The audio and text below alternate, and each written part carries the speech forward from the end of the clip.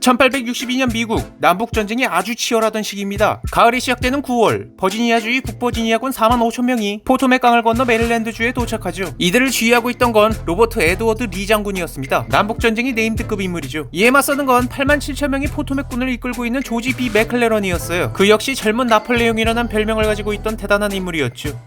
솔직히 이 별명이 붙은 게 업적보단 키가 작아서 그런 거가 정말 가슴이 웅장해지는 슈퍼스타들이 대결이 임박한 거죠. 그래도 일단 병력의 차이가 꽤나 유의미했기에 메릴랜드에 도착한 리 장군은 지역 주민이 민심을 얻어 인적 물적 자원을 충당해 그 차이를 줄이고자 우리가 남이가 작전을 시행합니다. 메릴랜드는 비록 연방 탈퇴를 하지 않은 주 중 하나였지만 노예제를 철폐하지 않은 노예주였기 때문이었죠. 하지만 현대의 대통령 선거 빼앗치는 고성방가는 오히려 사람들이 반감만을 더 키웠죠.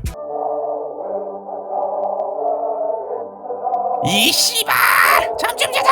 작전은 실패했지만 그래도 리 장군은 전투에 자신이 있었어요. 왜냐하면 이전 이 전투에서 맥클레런이 성향이 너무나도 신중하다는 걸 파악했기 때문이죠. 저거 저놈 혈액형 트리플 A형임. 내가 직접 봤음. 그렇기에 자신이 병력을 쪼개서 운용을 하는 전략을 사용하게 됩니다. 자칫 잘못하면 각계 유탈을 당할 수 있지만 저 트리플 A형이 이를 눈치챌 리가 없다고 믿었기 때문이었죠. 이렇게 해서 남군이 병력은 웨스트 버지니아주의 하퍼스페리를 점령하는 병력 2만 8천과 메릴랜드주의 분수보로에 배치된 병력 17,000으로 나뉘게 됩니다. 사실 맥클레런에 대한 리 장군이 판단은 아주 정확했습니다만 그 누가 알았을까요? 아군이 상상도 못할 트롤링으로 인해 상황이 꼬이기 시작한다는 것을요.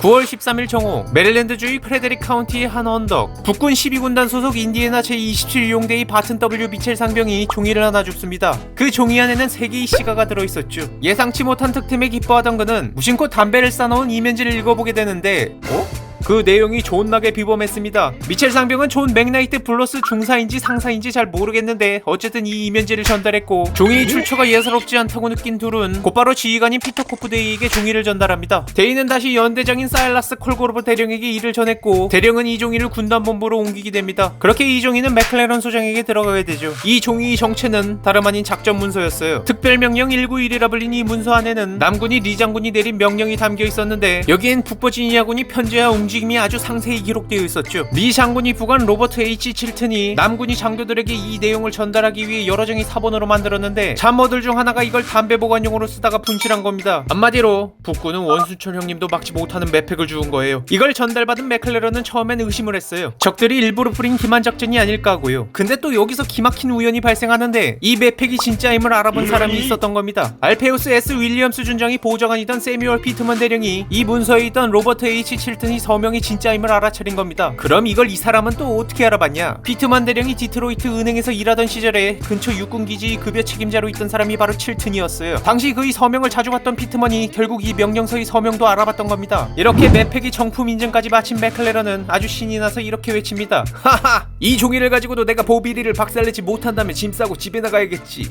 그런데 그것이 실제로 일어났습니다.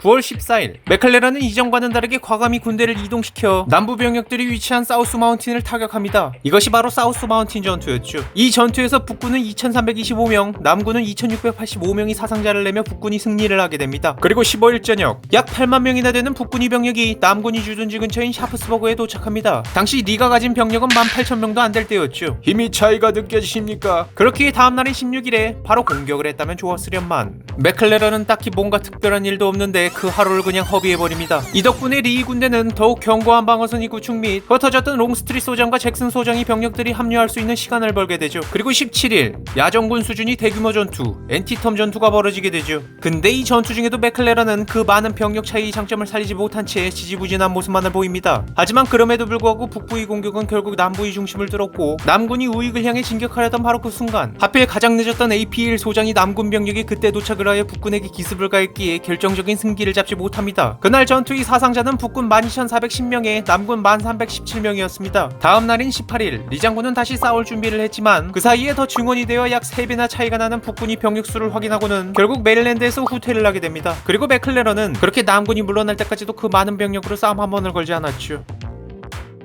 이 엔티텀 전투는 북군이 승리로 기록이 됩니다. 결국 이곳을 점령하는 목적을 달성하지 못하고 남군이 물러났기 때문이죠. 하지만 압도적인 승리로 가는 길을 내팽겨치고 신중함을 넘어선 쫄보 그 무언가로 보일 지경이던 맥클레런이 소극적인 행동은 많은 이슈를 낳게 됩니다. 물론 엔티텀 전투의 부실한 지휘와 후퇴하는 남군을 그대로 보낸 건은 병력이 차이가 많았지만 공격자가 매우 불리한 지형이었다던가 잘못하면 역공당하기 쉬운 상황이었다 등이 여러 변론이 있긴 하지만 결정적으로 전투위를 하루 날려먹은 행위가 그 모든 변론이 원인을 만들어낸 셈이 되었기에 이것만큼은 그의 실책이 확실하겠죠. 이 전투 이후 링컨이 9월 22일에 노예 해방 선언을 발표하여 유럽 각국이 남부를 인정하지 않게 하는 외교적 효과를 거두었지만 일방적인 대승리를 예상했던 링컨은 맥클레런이 개답답함에 결국 극대노를 하였고 그렇게 맥클레런은 포토맥군 사령관직에서 해임돼 군인 경력에 종지부를 찍음으로써 그의 칭호는 더 이상 젊은 나폴레옹이 아닌 느린 모쇼지로 바뀌었다고 합니다.